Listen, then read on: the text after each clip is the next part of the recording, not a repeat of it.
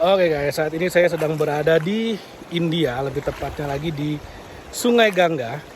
Jadi kalau di hulu ya, di hulu ini sungainya bersih banget, jernih banget airnya, dan dingin. Karena di tengah gunung ya, jadi di sana di belakang itu udah masuk ke daerah kaki Gunung Himalaya. Sekali lagi udah kaki Gunung Himalaya gitu ya. Jadi memang tempatnya seru banget. Satu tempat yang dianggap sangat suci, khususnya bagi teman-teman umat Hindu, dan sebuah privilege bisa sampai di sini sebetulnya, di hulu Sungai Gangga ya. Jadi yang saya mau share, karena kita ini videonya berkaitan dengan sungai yang dianggap suci, maka kita bawa-bawa spiritual dikit. Tapi spiritual yang sebenarnya itu adalah bukan tentang agamanya apa, atau bukan tentang hafal nggak dengan surat ayat tertentu dalam kitab tertentu, nggak juga ya. Jadi bukan kesana arahnya. Jadi ketika kita bicara spiritualisme, jadi kita harus paham bahwa sebetulnya kita ini adalah makhluk spiritual yang mendapatkan pengalaman memiliki badan saat ini. Jadi yang namanya spirit, roh, itu adalah sebuah energi yang tidak berawal dan tidak berakhir. Artinya kita punya perjalanan hidup yang sangat panjang, yang yang terus menerus. Nah, itulah yang namanya dengan perjalanan spiritual. Nah, perjalanan spiritual tiap orang itu beda-beda. Nah, tapi akan ada masanya, bukan ada masanya ya, maksudnya di setiap kali kita mengalami experience badan, maka di sanalah kita sebetulnya memiliki tugas tertentu. Kita memiliki tugas, kita memiliki tanggung jawab yang harus kita jalankan. Nah, misalnya apa? Contoh, misalnya Anda adalah seorang perempuan, kemudian menikah, punya anak. Artinya ada tanggung jawab di sana. Pertama, tanggung jawab sebagai seorang istri, tanggung jawab sebagai seorang ibu. Di mana tanggung jawab sebagai seorang istri adalah merawat suami, menjaga keharmonisan keluarga. Sebagai seorang ibu, tugasnya dalam merawat dan membesarkan anak misalnya. Dan di luar itu juga ada tanggung jawab lain. Misalnya Anda sebagai seorang perempuan, sebagai seorang wanita juga memiliki usaha, memiliki bisnis. Artinya ya Anda juga punya tanggung jawab sebagai seorang founder, sebagai seorang CEO, sebagai seorang dirut dari perusahaan yang Anda dirikan sendiri. Nah, itu adalah tanggung jawab yang harus dilakukan. Kenapa? Lalu kemudian apa hubungannya dengan spiritualism? Jadi gini, perjalanan spiritual ini kan adalah perjalanan yang terus-menerus melewati sebuah timeline, kan seperti itu ya konsepnya. Jadi ketika misalnya di timeline ini, di timeline yang sekarang, ini adalah satu segmen kecil ya dari kehidupan Anda yang sangat panjang. Lalu kemudian Anda mendapatkan peran-peran tersebut. Nah, tugas Anda adalah menjalankan peran tersebut dengan sebaik-baiknya, menjalankan tugas-tugas dengan penuh rasa tanggung jawab. Sehingga kemudian pada saatnya nanti Anda akan mendapatkan tanggung jawab yang lebih tinggi lagi. Nah, cuman yang menariknya gini, yang menariknya seperti ini. Ketika Anda punya tugas, Anda jalankan dengan sepenuh hati ya, dengan semaksimal mungkin. Yang menarik adalah ketika kita bicara tentang spiritualisme, maka tidak ada jaminan.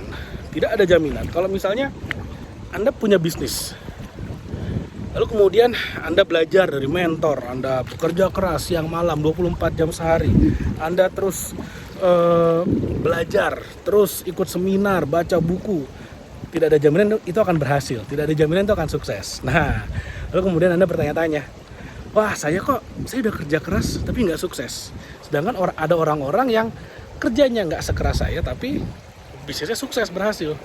Nah, di sana Anda mulai bertanya-tanya, ada apa ini, apa yang salah? Nah, jadi gini, orang-orang yang memiliki kecerdasan spiritual yang tinggi, mereka paham betul bahwa apa yang telah digariskan itu akan terjadi. Kalau di Bali itu ada satu istilah namanya nak mula keto, yang artinya adalah ya memang begitu. Mula itu artinya memang, keto itu artinya begitu, memang begitu. It is what it is, ya begitulah apa adanya. Ada saatnya kita benar-benar bekerja keras setengah mati, kita berusaha semaksimal mungkin tapi hasilnya nggak datang, hasilnya nggak sesuai. Apa itu yang salah? Ya sebenarnya nggak ada yang salah, karena tidak ada apapun yang sia-sia di dunia ini. Dalam kehidupan ini, apapun yang kita lakukan pasti akan kita tuai. Apapun yang kita tanam pasti kita akan panen. Hanya saja mungkin panennya mungkin tidak saat itu. Tapi at one point dalam hidup kita, dalam perjalanan spiritual kita akan panen kok. Nggak usah khawatir. Percaya aja sama hal itu. Jadi yang penting kita dalam kehidupan ini kita terus fokus memberikan yang terbaik. Berikan yang terbaik apapun yang kita lakukan. Sebagai seorang atlet, ayo latihan semaksimal mungkin. Sebagai seorang dokter, ayo berikan pasien pelayanan, sembuhkan dengan semaksimal mungkin. Sebagai seorang nelayan, ayo pancing ikan, tangkap ikan semaksimal mungkin. Itulah tugas kita. Jadi ketika kita berusaha semaksimal mungkin, kita berikan yang terbaik, maka itu tidak akan sia-sia. Kalau misalnya tidak kita nikmati sekarang, mungkin kita nanti dalam hidup kita akan mendapatkan tawaran-tawaran tertentu, mungkin kita akan ketemu dengan orang-orang yang bisa membawa kita jauh lebih gede, mungkin jauh lebih hebat, jauh lebih dahsyat. Jadi tidak ada yang sia-sia, tidak akan ada yang namanya kesia-siaan di dunia ini, tidak ada, karena semua energi tidak bisa dihilangkan dan tidak bisa diciptakan. Energi akan selalu ada, dan apapun effort yang kita lakukan itu adalah energi, apapun niatan yang kita berikan itu adalah energi juga. Jadi mudah-mudahan dari sini teman-teman paham bahwa apapun peranan yang kita ambil ya kerjakan semaksimal mungkin. Tapi jangan terikat dengan hasilnya. Jangan sekali-sekali merasa karena saya udah melakukan A, maka saya sekarang juga harus mendapatkan A. Oh, jangan kayak gitu.